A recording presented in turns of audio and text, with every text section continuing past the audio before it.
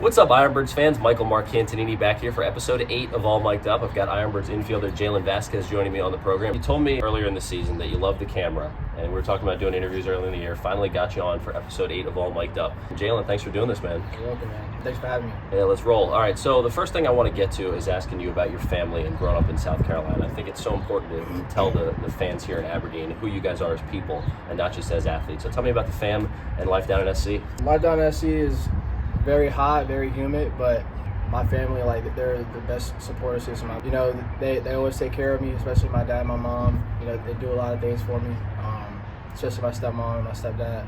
I appreciate you guys and just thank you guys for everything. I know you've got a lot of baseball left in you. You're just getting started as a professional. But have you ever thought about what you want to do after your playing career? I've always wanted to coach and just give back to my community. Just what I've learned and just bring it back to Charleston and just show them how it's done at the pro level. Just to be able to learn from guys like this and learn from really good people out here. I could really just use that to my benefit to help the kids back at home. I know you do a lot of self-analysis with your game, looking at your swing, looking at what you do defensively in the field. And you told me that after every game you go back and watch at least part of a game. When did you start doing that? Honestly, I do it anytime I get a chance to see a video of myself. I started out doing that in high school with my mom always recording me, and I would just to go back to it and watch how my swing looks, how what the film looks like, what can I do better, what can I improve on. Pretty much ever since I started playing, if I had a chance to look back on film, I would do it. Especially with here we have a very advanced technology. So I'm very grateful for that, and just to have all the different camera angles, which is pretty cool because I've never had that in my entire life. Actually, well maybe at South Carolina a little bit, but this is way more advanced than what I've seen. So very appreciative of that, and just to be able to do that is pretty cool. So when you go back and watch film and videos of your game and do some self-analysis, what are you looking for specifically, and then how do you incorporate that moving forward to make changes and adjustments? Yeah, so recently I've been telling Zach, our hitting coach, I've been missing on the balls and clipping balls, and we kind of went back and watched video on some balls that I hit pretty good. I'll be at a certain angle, my upper body will be at a certain angle. Well, sometimes if I'm tilting like this, that creates that dip in my lower half, and I can just swing up under the ball instead of I gotta think more flat here, and more flat means better angles, and you won't clip balls as much. You know, Zach gave me a good analogy. You can go to baseball and just be or you can go to basketball and be Steph Curry. I mean, he's a great 3-point shooter, but he's not gonna make every single shot. But if he be more consistent, how he shoots the ball, he's gonna make more times. They like to preach prize, process over prize. If you always try to reach for the prize, you're not going to succeed as much. But if you trust the process, and the process will eventually you'll get the prize. So if you keep going with the prize or the process will come. Talking about trusting the process, you spent 2 years at the University of South Carolina to start your collegiate career, and then you went to Division II North Greenville University, where you had a chance to play every day. What did that 1 year at Greenville do for you? I was looking for somebody to just put their faith and trust in me, just see me on the field, I'm gonna make the play. See me on the field at the plate, I'm gonna hit the ball hard somewhere. Just having that behind me, that makes me feel good, deep down, just knowing that a coach trusts me and he knows I'm gonna lay on, he know I'm gonna give 110% of the every single time I'm on the field. So just being able to have that behind me. It's the same thing with here, pro ball, it's all about opportunity. Yeah, of course we want to win, but at the end of the day, it's development. So they want these guys to come here, do what they got to do, get better, and they want to keep moving up because they want everybody to make the major leagues. So that's why I like about pro ball. I know you got to do a lot of cool things in your time at North Greenville. You got to play at Minute Maid Park, the home of the Houston Astros, getting to play in a big league ballpark. That's awesome stuff. And you guys also made a postseason run. So tell me about that kind of stuff. Yeah, man. That was actually one of the things that Landon first told me about, and I was like, "Dang, man, that seems pretty cool." That's going to make me want to go there now. Yeah, sure. Yeah. I want to experience that. A lot of people love to experience that. And it was a great experience. Houston was an awesome atmosphere. The stadium was beautiful. Yeah, man, we had a great run. That 2023 season was, in my opinion, from what I've known about Greenville, even though they won a Natty in 22. I think 23 was the best team that Land Powell, in my opinion, has ever had. Like, we had guys 1 through 9 hitting like 330 and above. Like, it was insane. In the postseason run, it was a heck of a run.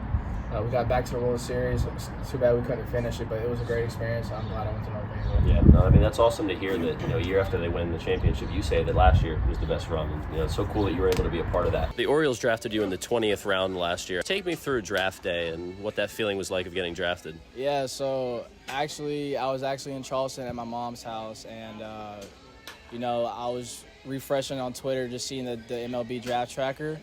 And just hopefully, like, somebody's going to call my name, somebody's going to send me a text message. Well, around, like, the 18th round, like, the Orioles kind of started texting me and was, like, keep me in a loop, like, trying to, like, fight for me. And around the 20th round, I honestly kind of lost hope a little bit because, it's the last round, like, the picks are going down, and I knew that the Orioles was my only chance because they were the only people that was talking to me. So I saw that, and I was on the phone with my dad in the car. I was like, and we were kind of negotiating just move-in day for senior year at North Greenville. And I was just sitting on the phone with him, and I was looking on my phone, and I refreshed the screen one time, and I just saw my name pop. I was like, Dad, I said, Dad, I got drafted by the Orioles. He goes, no way. I was like, yeah. So it's a blessing, man. I just thank God for the opportunity, and just my family always supported me, and I'm glad that the Orioles got me. I'm around a lot of good guys, and it's a blessing to be here. So you mainly play shortstop, but you've played a little bit of second base and third base. If you could play in an infield with any other 3 major league players of all time, who would you pick to play in an infield with? You going at short or second? I love shortstop. Okay. That's my favorite position. Well, but who's playing first, second, and third in the infield with you? If I'm gonna play short, I love my favorite player is Francisco Lindor. But I would have to put him at shortstop. I would play second. That's fair. And third base, man, I like Manny Machado. He's a reliable glove at third base. And at first base, Freddie Freeman. The dude, right? Either him or Matt Olson. Okay. Like those are the 2 dogs at first baseman I've seen in a long time. That's a pretty star-studded infield, rolling double plays with Lindor up the middle, man. So cool, That'd be sweet. So you told me that the coaching staff here in Aberdeen really wants you guys to grow as men off the field and not just as baseball players on it. How have they helped you do that? It's just learning like how do you how you carry yourself on the field. It's literally the same thing in life. Like, if you just apply yourself and work hard on the field, you're gonna do the same thing off the field because that's just how it works. And for me, that's what it's been. I don't really do much off the field. I kind of just chill, but bringing it into my relationship with my girlfriend or bringing it to the family, just being more mature. This game helps you mature more and just be a professional and just handle your business. So just what you do on the field is how you're gonna treat it off the field as well. If you had to describe yourself to somebody you've never met before without even mentioning baseball, how would you do it? I'm like my dad. I would describe myself as my dad. He takes initiative on things, and I've been working on taking initiative on things, just being a good person in general, being a man, just finding ways just to be a better person, just throughout life, the world, trying to find ways to help the world, help people. I'm a helper. I like to make people smile. I like to make people laugh. I like to joke around. But sometimes, when it's time to get serious, it's time to get serious. So that's my dad. He likes to joke around, but when it comes down to business, we hear it. So that's a great answer. I love it, man. All right, one more before I get into a teammate question round, talking about your teammates. But on episode 3 of All Mic'd Up, I asked Zach Fruit which Ironbirds position player he would trust most to pitch a scoreless inning in a high A game, and he said you. I know you were a two-way player growing up, so tell me about your pitching days. Yeah, man. I was a pitcher first. Okay. Growing up, that was the first thing I did. I stepped on that mound. I started throwing curveballs at 11. I do not recommend doing that, by the way. Don't do that. I do not recommend it, but kids nowadays, they throw 97 at 15. Yeah. So, but yeah, pitching was cool, man. I like to compete on the mound. You control the game.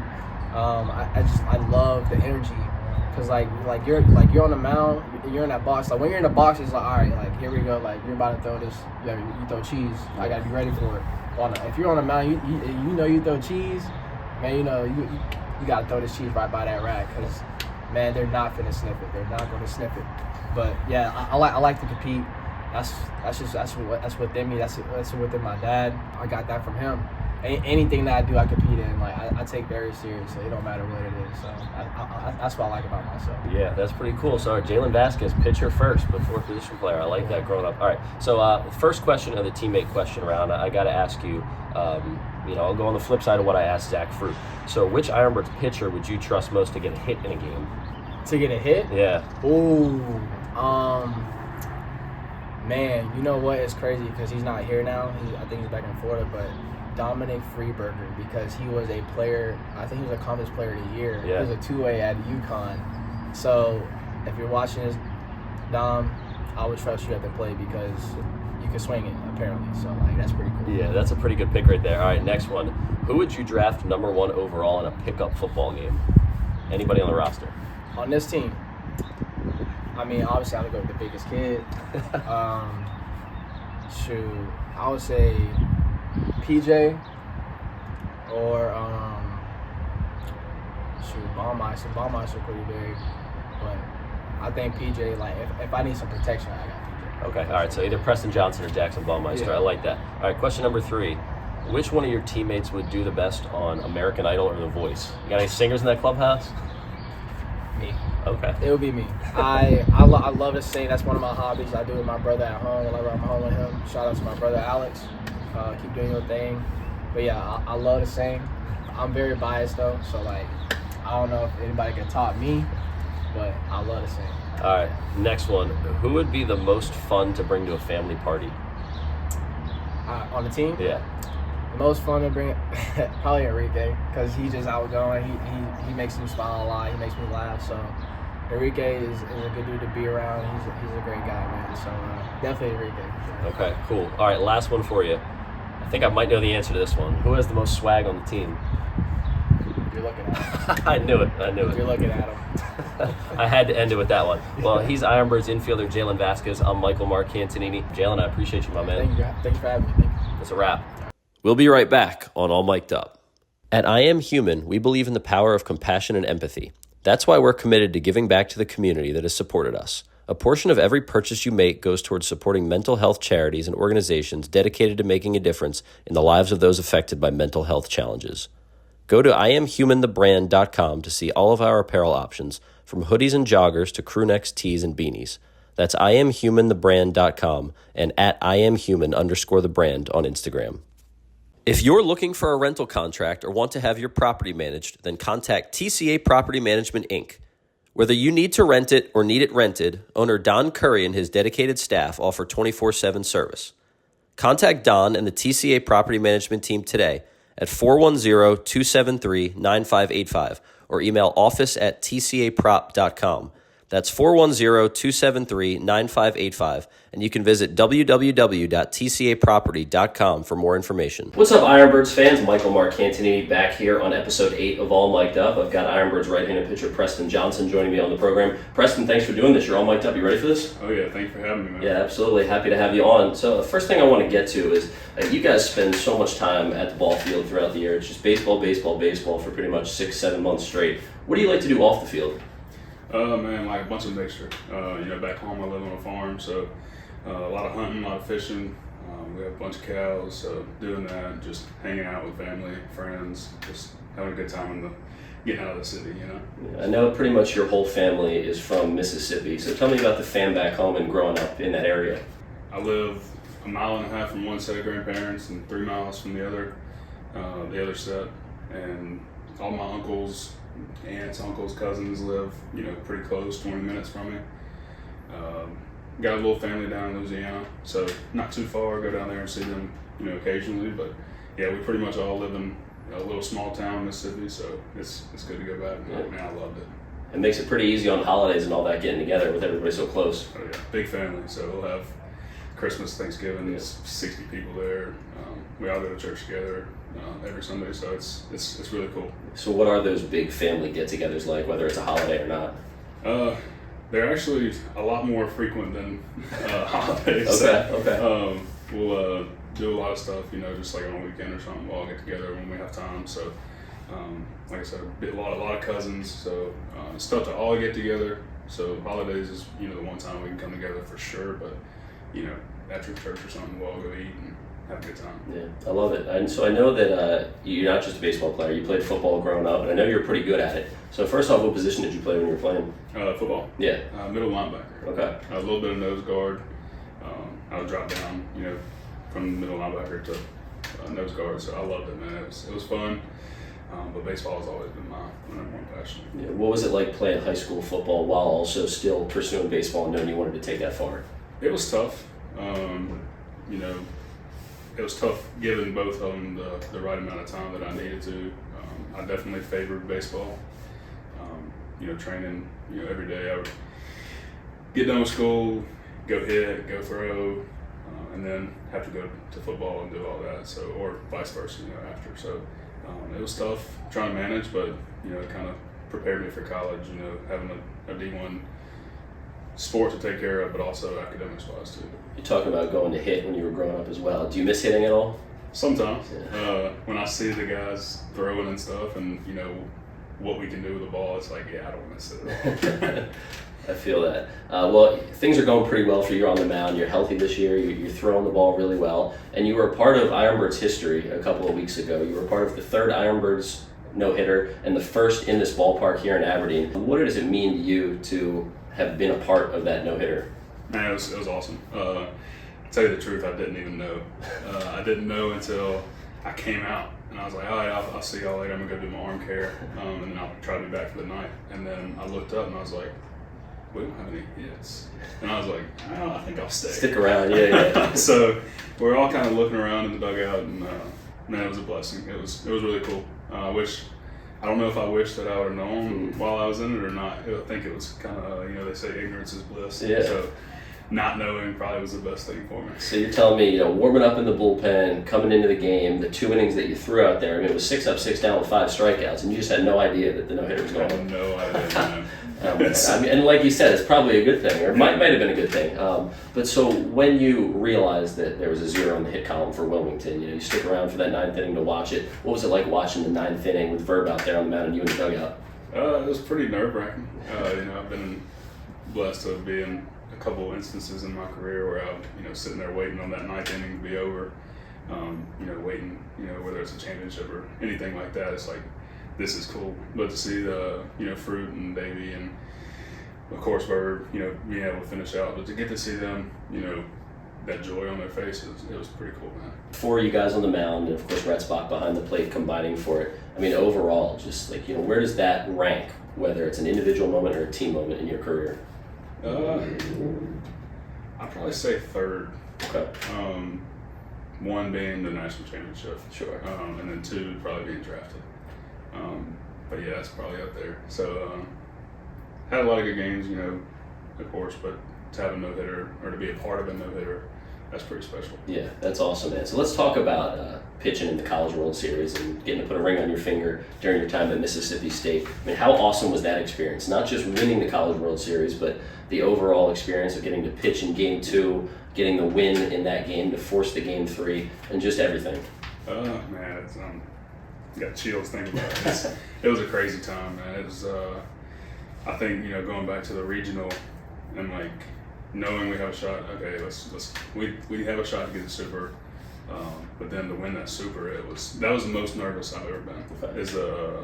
I threw Game 2 at the Super Regional, and that night and the morning of the Game 3 of the Super against Notre Dame was probably the most nervous I've ever been.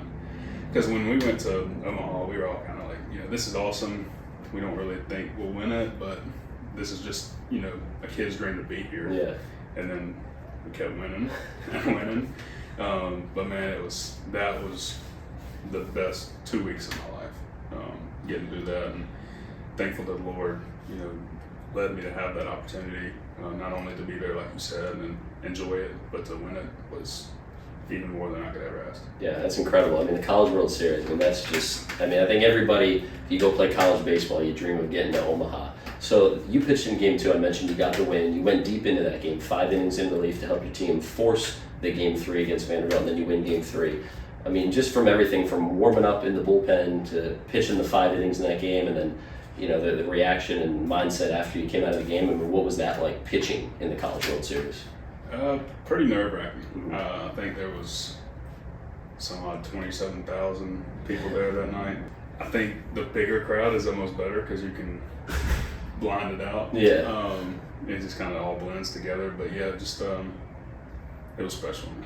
Warming up, I don't really remember much about it, but I remember certain instances in the game, certain at-bats. And then to able to see the guys that you face and either playing with them or playing against them like I had this year, it was pretty cool to see how everybody's careers unwound and stuff. Yeah. What was it like putting a ring on that finger for the first time? That was cool. Yeah. We had a big ceremony the year after at the football game. So walking around, all the fans, like, let me see it, let me take a picture of it.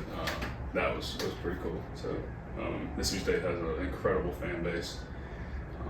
Something I'm going to miss for the rest of my life. I mean, that's the dream, to put a ring on the finger at any level that you play at. So you mentioned facing some guys that you're playing with now, Enrique Bradfield Jr. and Carter Young. You faced those guys in the College World Series. Now you're teammates with them. How about that? It's pretty cool. I didn't know those guys before. I wish I did.